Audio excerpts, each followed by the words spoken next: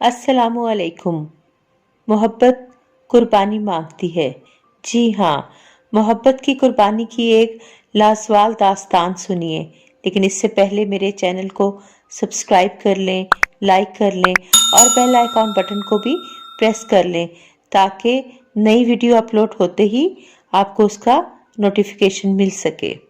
میرے جذبات قابو میں نہیں تھے، نم آنکھیں برسنے کو تیار تھیں، میرے ہاتھ پاؤں کانپ رہے تھے، یوں لگتا تھا اگلے پل میری سانس رک جائے گی۔ وہ دلہن بنی بیٹھی تھی، آج اس کے روپ میں کئی چاند چمک رہے تھے۔ وہ مسکراتے ہوئے کبھی مہمانوں کے سلام کا جواب دیتی تو کبھی مبارکباد قبول کرتی شرما رہی تھی۔ وہ میری چاہت تھی۔ ہم نے بچپن سے اب تک تمام وقت ساتھ گزارا تھا، ساتھ کھانا پینا، اسکول ساتھ، کالج ساتھ، ہر جگہ ہم ساتھ ساتھ، مگر آج وہ مجھ سے جدا ہو رہی تھی۔ وہ دلہن بنی بیٹھی تھی اور کچھ دیر میں رخصت ہو کر اپنے خوابوں کے شہزادے کے ساتھ جانے والی تھی، جو دولت مند تھا، خوبصورت تھا اور اس کے پاس کسی چیز کی کمی نہیں تھی۔ وہ ملک سے باہر رہتا تھا، یہ سب اس کے خواب تھے۔ اس کے اپنے ہم سفر میں وہ یہی خوبیاں چاہتی تھی، اسی لیے میں کبھی اپنے پیار کا اظہار نہ کر سکا۔ اس کی رخصتی کی تیاریاں ہو رہی تھیں، میں مزید رکنے کی ہمت نہیں کر سکا اور بھاگ کر گھر آ گیا۔ میرے اندر باہر ہر طرف سناٹا تھا، ویرانی تھی، ہر شے پر اداسی تھی۔ وہ جا چکی تھی اپنی زندگی جینے اور میں تنہا ہو گیا تھا۔ میں ساری رات روتا رہا، اب کوئی مجھے ڈھونڈتا ہوا، مجھے پکارتا ہوا نہیں آئے گا۔ پہلے میں کچھ دیر نظروں سے اوجھل ہو جاتا تھا تو وہ مجھے تلاش کرتی، مجھے پکارتی۔ میں کسی دعوت میں کھانا نہ کھاتا تو وہ اپنی پلیٹ لیے میرے پاس آ بیٹھتی اور کہتی، داستان، اگر تم کھانا نہیں کھاؤ گے تو میں بھی نہیں کھاؤں گی، اور میں اس کی ادا پر مسکرانے لگتا۔ میں اکثر اس سے مذاق میں کہتا تھا، تم میرا اتنا خیال رکھتی ہو تو مجھ سے شادی کر لو، پر وہ کہتی، چل ہٹ پاگل، میں تو کسی دولت مند سے شادی کروں گی جو میری ہر خواہش پوری کرے گا اور جو ملک سے باہر رہتا ہوگا تاکہ میں جہاز میں بیٹھ کر اس کے گھر جاؤں۔ اس کی دعا قبول ہوئی اور وہ چلی گئی۔ میری زندگی کی ہر خوشی، ہر مزہ وہ اپنے ساتھ لے گئی۔ بیٹے کب تک بھوکا رہے گا؟ میرے بچے تھوڑا کھانا کھا لے، اماں سے میری اداسی نہ دیکھی جاتی۔ میرا اپنا کوئی نہ تھا، انور علی صاحب ہی میرے سب کچھ تھے۔ انہوں نے مجھے یتیم خانے سے لے کر پالا تھا، تعلیم دلائی۔ ان کی 3 بیٹیاں، عروج باجی سب سے بڑی، پھر مہک اور سب سے چھوٹی میری محبت ثانیہ۔ انور صاحب کپڑے کی دکان پر جاتے تھے جہاں سے ٹھیک ٹھاک تنخواہ ملتی۔ اماں، ثانیہ کے بنا یہ گھر ویران ہو گیا ہے۔ میرا ایک دوست ملک سے باہر میری نوکری کے لیے کوشش کر رہا ہے، آپ کیا کہتی ہیں چلا جاؤں؟ میں اماں کے قدموں میں بیٹھا تھا۔ میں جانتی ہوں میرے بچے، وہ تو گھر کی رونق تھی، تم دونوں ہی سارا دن گھر میں شور مچا کر رکھتے تھے، اب تیرا بھی دل کہاں لگ رہا ہے گھر میں؟ دیکھ لے نوکری، اپنے ابا سے بات کر لے۔ اماں اداس ہو گئی۔ اداس کیوں ہوتی ہو میری پیاری اماں؟ میں آتا جاتا رہوں گا، میں کسی قابل بننا چاہتا ہوں۔ میری بات اماں کی سمجھ میں آ گئی۔ ابا کو رضامند کرنے میں ماں نے میرا خوب ساتھ دیا۔ پھر اماں کی دعاؤں اور ابا کی مدد سے میرا کام آسان ہو گیا اور میں دبئی چلا گیا۔ دبئی آ کر میں نے خود کو کام میں مصروف کر لیا، دن رات کام کرتا تاکہ ثانیہ کی یاد سے تڑپ نہ سکوں۔ میری محنت سال بھر میں نظر آنے لگی۔ میں نے کافی ترقی کر لی، اپنا فلیٹ، اپنی گاڑی بھی لے لی، پر دل میں جلتی محبت کی آگ بجھ نہ سکی۔ اسے جب موقع ملتا وہ دل جلانے لگتی۔ ابا کا اکثر فون آتا، میں بھی 1-2 بار مل آیا۔ اب ابا کی طبیعت خراب رہنے لگی تھی اور وہ چاہتے تھے کہ میں پاکستان آ جاؤں، پر یہ میرے بس میں کہاں تھا۔ میں کام کا بہانہ کرتا رہا۔ ایک روز ابا انتقال کر گئے، میں جیسے تیسے پاکستان لوٹ آیا۔ سال بھر میں ابا نے عروج باجی کی شادی دانش بھائی سے کر دی تھی۔ مجھے بلایا گیا تھا پر میں کام کی زیادتی کے باعث نہ آ سکا تھا۔ ابا کو دفنا دیا گیا، رشتہ دار افسوس کر کے چلے گئے۔ عروج باجی ماں بننے والی تھی۔ محلے کے کچھ لوگ اب بھی بیٹھے تھے، اماں کو چند عورتوں نے گھیرا ہوا تھا۔ میں چھت پر آ گیا، میری آنکھوں سے آنسو جاری تھے۔ ثانیہ کی یادیں تازہ ہو گئی تھیں۔ بےتابی نے نگاہوں سے نکلنے کا راستہ دیکھ لیا۔ میرا جسم بے جان سا ہونے لگا۔ ثانیہ کی آوازیں، پرانی ہر یاد میرے کانوں میں گونجنے لگی۔ दास्तान, तुम अब तक सानिया से मोहब्बत करते हो? ये महक थी, जाने कब से यहाँ थी। नहीं नहीं, मुझे तो अब्बा की याद आ गई। मैंने आंसू साफ किए। मेरे जवाब पर वो धीरे से मुस्कुरा दी और बोली, तुम्हें झूठ बोलना नहीं आता। अब्बा की याद हम सबके दिलों में हमेशा ताज़ा रहेगी, पर तुम्हारी आंखों में आंसू सानिया की जुदाई के हैं। मैं हैरान सा उसे देखने लगा। दास्तान, इस बात के लिए ये वक्त तो सही नहीं, पर तुम जानते हो मैंने अब तक शादी क्यों नहीं की? महक के सवाल पर मैंने उसे देखा। दास्तान, मैं तुमसे मोहब्बत करती हूँ, हमेशा से, बचपन से, पर तुम सानिया की मोहब्बत में ऐसे डूबे रहे कि मैं तुम्हें दिखाई न दी, ना मेरी मोहब्बत का एहसास हुआ। पर मैंने तुम्हारी आंखों में सानिया के लिए मोहब्बत पढ़ ली और खामोश रही। महक ने अपनी बात खत्म कर दी। मैं हैरान सा उसे तकता रहा। मैंने तो कभी ऐसा सोचा भी ना था। कहाँ थी वो, कब हुई मुझसे मोहब्बत? हर पल मैं सानिया के आगे पीछे रहा। महक कहाँ थी?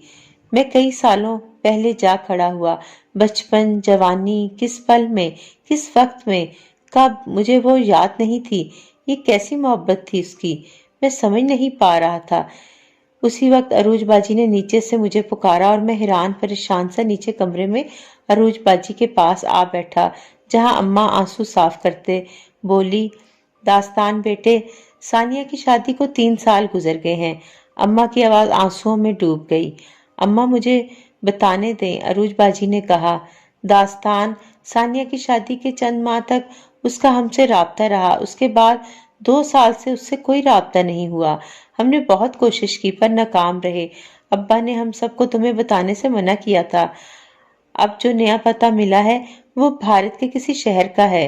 अरशाद के ही एक रिश्तेदार ने फोन पर राब्ता करके सारी सूरत हाल बताई है।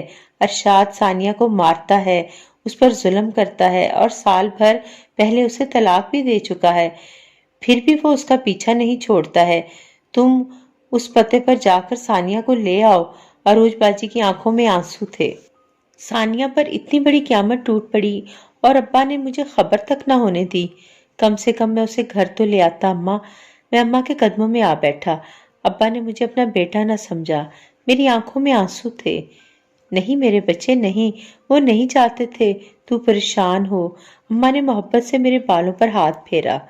अम्मा, इतनी बड़ी बात हो गई और आप कहती हैं। मैंने बात अधूरी छोड़ दी। अब बहस से क्या होगा। फिर मैं जाने की तैयारी करने लगा और उसी रात की फ्लाइट से भारत रवाना हो गया। मैं एक पल भी मजीद जाया नहीं कर सकता था। मुझे सानिया की फिक्र थी। उसके लिए मेरे दिल से दुआएं निकल रही थीं।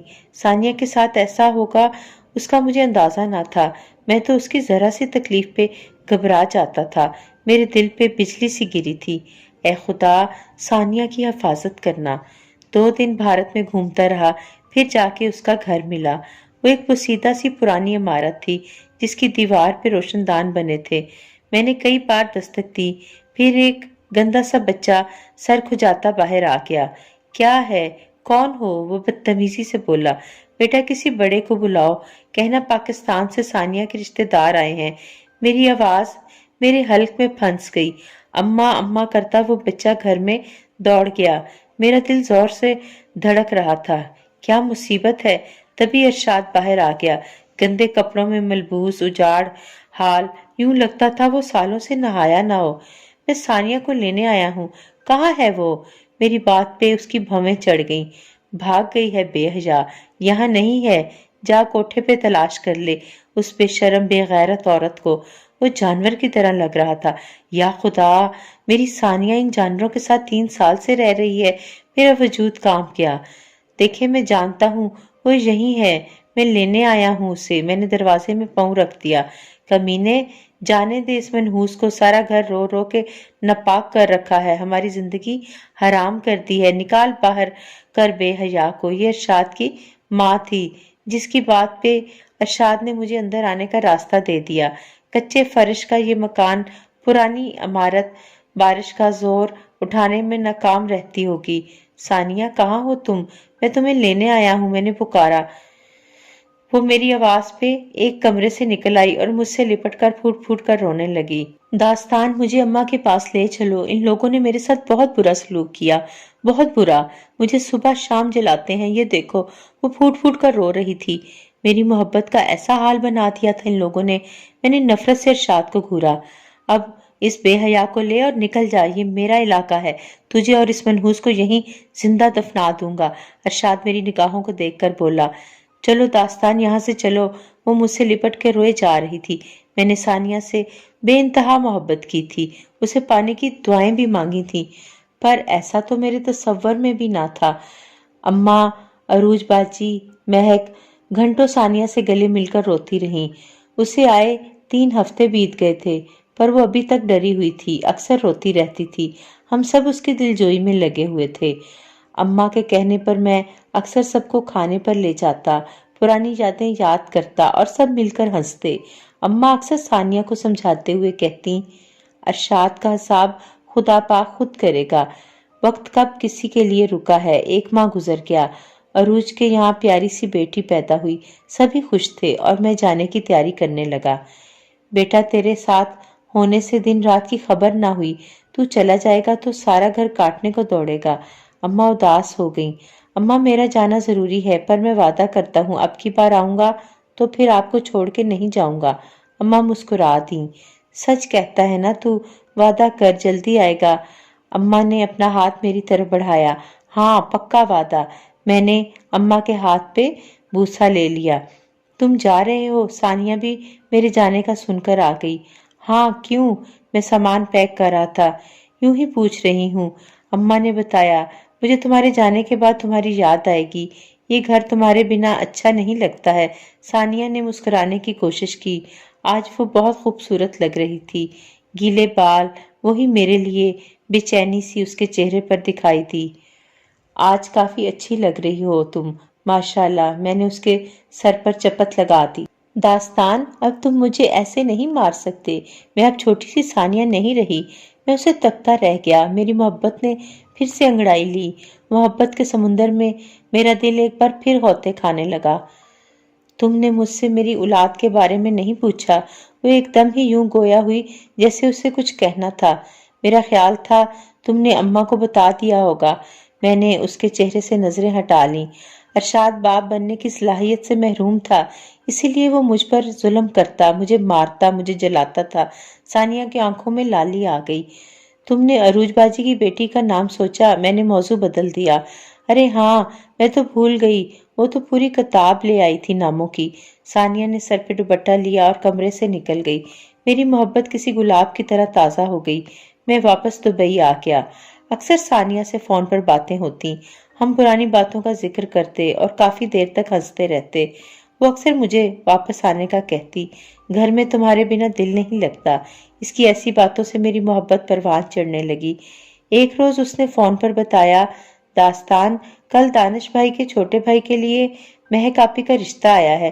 اماں تو تیار ہیں، پر جانے کیوں مہک آپی انکار کر رہی ہیں۔ اماں نے وقت مانگا ہے جواب کے لیے۔ ثانیہ کی بات نے مجھے جیسے نیند سے جگا دیا ہو۔ کام کا بہانہ بنا کر میں نے فوراً فون بند کر دیا۔ مہک مجھ سے محبت کرتی ہے اور وہ میرے لیے تو بیٹھی ہے، مجھے کیسے یاد نہ رہا؟ میں کتنا خود غرض انسان ہوں۔ ثانیہ کے آتے ہی ایک بار پھر سے میں اسے نظر انداز کر گیا۔ میرا سر چکرانے لگا۔ ایک طرف میری محبت ثانیہ ہے تو دوسری طرف میرے نام کی مالا جپنے والی، سالوں سے میرے انتظار میں بیٹھی مہک ہے۔ میری سمجھ میں نہیں آ رہا تھا کیا کروں، کس کا ساتھ دوں، کس کو چھوڑ دوں۔ مہک کی محبت کا مول میں ادا نہیں کر سکتا تو دوسری طرف میری بچپن کی محبت، میری چاہت ثانیہ ہے۔ پھر خاصا سوچنے کے بعد میں نے اپنی زندگی کا اہم فیصلہ کر لیا۔ اماں، میں پاکستان آ رہا ہوں ہمیشہ کے لیے، اب میں گھر بسانا چاہتا ہوں۔ اماں میری بات پر خوش ہو گئی۔ عروج باجی کو بھی میری شادی والی بات کی اطلاع مل گئی تھی، ان کے بھی کئی فون آ گئے، وہ بھی بے حد خوش تھیں۔ مجھے پاکستان آئے 2 دن ہو گئے تھے۔ بیٹا، ہمیں تو بتا، تجھے کس طرح کی دلہن چاہیے اپنے لیے؟ اس رات کھانے پہ اماں نے محبت سے پوچھا۔ اماں، میں نے لڑکی دیکھ رکھی ہے، پر پہلے میں خود اس سے بات کر لوں، پھر آپ لوگوں کو بتاؤں گا۔ میری بات پہ ثانیہ شرماتے ہوئے مسکرانے لگی۔ میری نظریں اکثر اب اسی کا چہرہ پڑتی رہتی، پر میں جو فیصلہ کر چکا تھا اس کے لیے ثانیہ کو سمجھانا ضروری تھا۔ میں اسی کشمکش میں تھا کہ کیسے ثانیہ کو سمجھاؤں کہ میں اس سے شادی نہیں کر سکتا، میں مہک کی محبت کو نظر انداز نہیں کر سکتا۔ کیا میں آپ سے کچھ بات کر سکتی ہوں؟ کھانے کے بعد مہک میرے کمرے میں آ گئی۔ ہاں ہاں ضرور، کیوں نہیں، میں سنبھل کر بیٹھ گیا۔ آپ سے میری بس اتنی سی درخواست ہے کہ آپ ثانیہ کو اس حقیقت سے کبھی آگاہ نہیں کریں گے کہ میں نے آپ سے محبت کی ہے۔